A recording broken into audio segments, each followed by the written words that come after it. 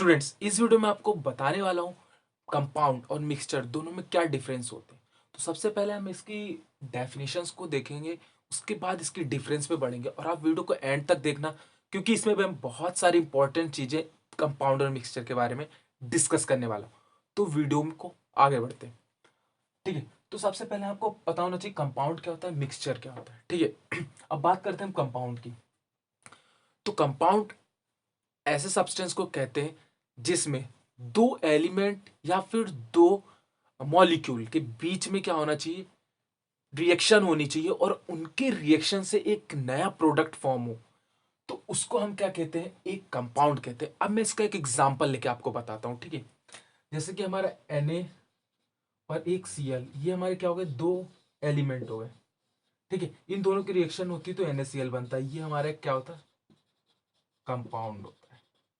ठीक है, और अगर हम मिक्सचर की बात करें, ठीक है, मिक्सचर की बात करें तो मिक्सचर क्या होता है, दो कंस्टिट्यूएंट्स का, यानी कि यहां पर केमिकल रिएक्शंस नहीं होती है इन्वॉल्व।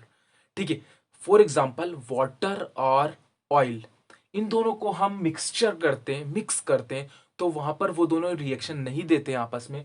बस वो क्या करता है कि ऑयल वाटर के ऊपर फ्लोट करने लगता है या वाटर ऑयल के ऊपर फ्लोट करता है, इसमें हमें नहीं जाना है, वो तो कैसा इमल्शन बनाता है वो इस टॉपिक में नहीं है। ठीक है, तो यही क्या कहलाता है, मिक्सचर। ठीक है, आई होप आपको ये जो चीज मैंने बताई है आपको पूरा क्लियर कर देगी कि कंपाउंड क्या होता है, मिक्सचर क्या होता है।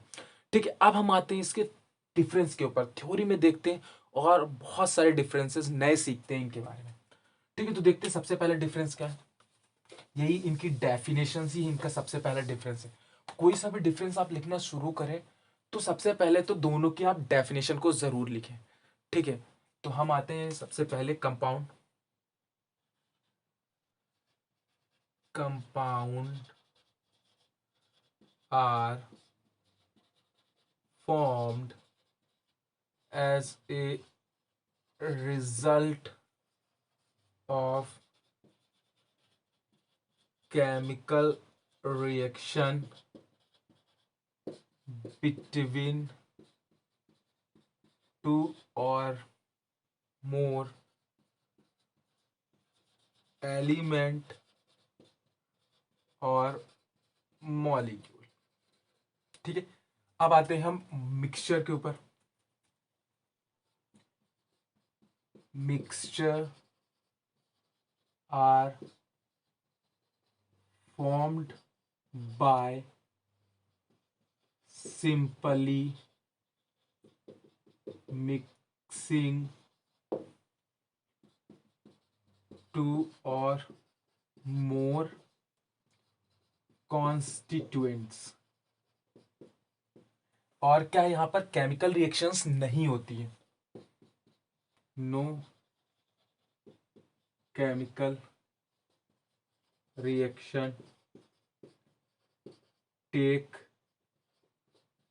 Place between them. अब इसके बाद हम आते हैं सेकंड नंबर के डिफरेंस। देखिए, कंपाउंड और मिक्सचर, अब इसकी बात कर रहे हैं तो इसके मेल्टिंग एंड बॉइलिंग पॉइंट की बात कर लेते हैं। तो जो हमारा कंपाउंड होता है उसका जो मेल्टिंग एंड बॉइलिंग पॉइंट होता है वो शार्प होता है और एक fixed melting and boiling point होता है। ठीक है, ऐसा क्यों होता है, क्योंकि केमिकल रिएक्शन से बने हुए हैं।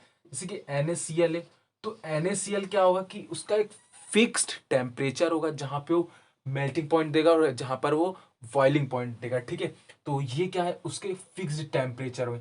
बट मिक्सचर के केस में ऐसा कुछ भी नहीं होता, उसका कोई शार्प, यानी शार्प मीन्स क्या होता है कि डेफिनेट होना चाहिए। जैसे सपोज NaCl का अगर 350 है तो 350 ही होना चाहिए, 351 या 339 नहीं, 349 नहीं होना चाहिए। ठीक उसी प्रकार से मिक्सचर का जो मेल्टिंग एंड बॉइलिंग पॉइंट है वो शार्प नहीं होता है और फिक्स्ड भी नहीं होता है। ठीक है, तो यही डिफरेंस हम लिखते हैं। Second, melting and boiling point of compound is sharp and fixed. Second, melting and boiling point of mixture is not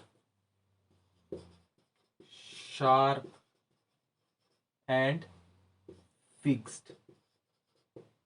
okay, अब हम आते हैं इसके थर्ड नंबर के डिफरेंस पे। यहां तक आपको अच्छे से समझ में होगा यो। ठीक है, अब आते हैं हम थर्ड नंबर के डिफरेंस पे। और थर्ड नंबर का डिफरेंस यहां पर क्या है कि एक बार अगर कंपाउंड में क्या होता है कि एक बार अगर केमिकल रिएक्शन हो गई, ठीक है, इसमें केमिकल रिएक्शंस होती है, इसमें नहीं होती।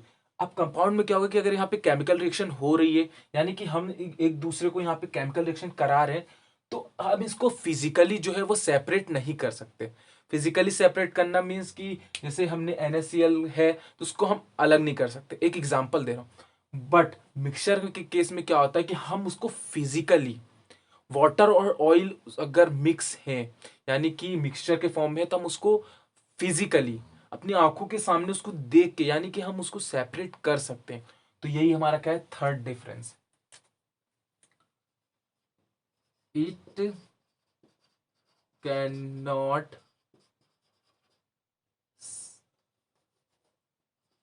Separate physically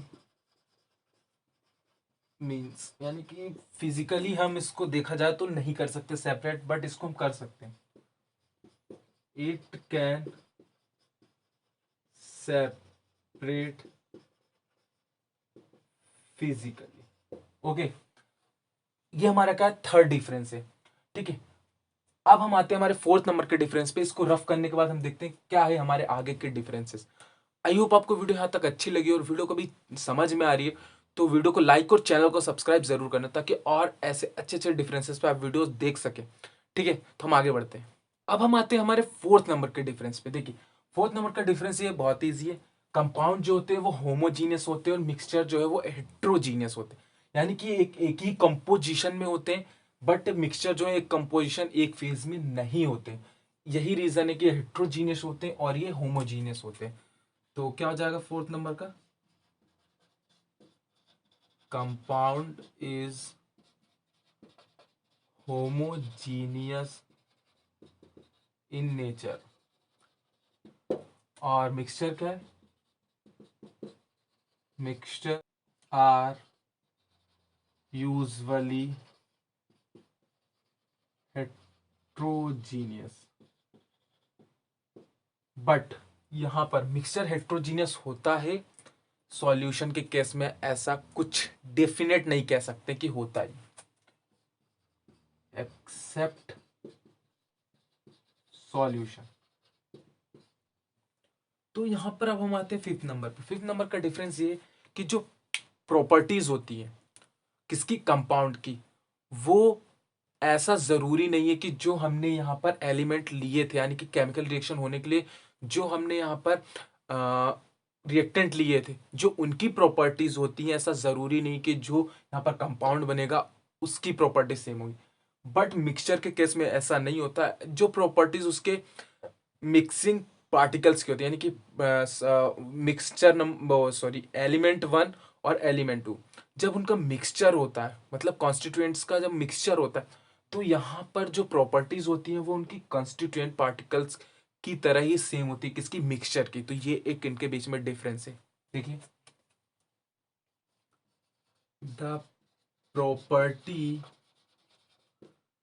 of a compound are entirely different from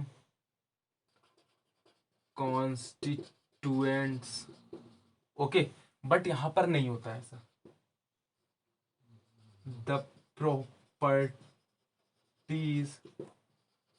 of a mixture is same as a constituents. ठीक है, तो यही हमारे क्या है, 5 डिफरेंसेस है किसके, कंपाउंड और मिक्सचर के बीच में। तो आई होप आपको ये वीडियो अच्छे से समझ में आएगा। इस वीडियो को यही खत्म करते हैं, मिलते हैं और ऐसी नेक्स्ट वीडियो के साथ। Make easy, learn easy.